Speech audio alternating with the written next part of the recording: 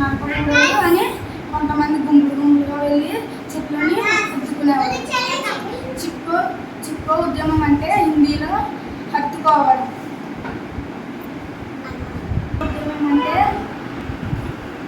చిక్కో ఉద్యమం అంటే అప్పట్లో పెద్ద ఉద్యమంగా మారిపోయి దేశమంతటా పారింది.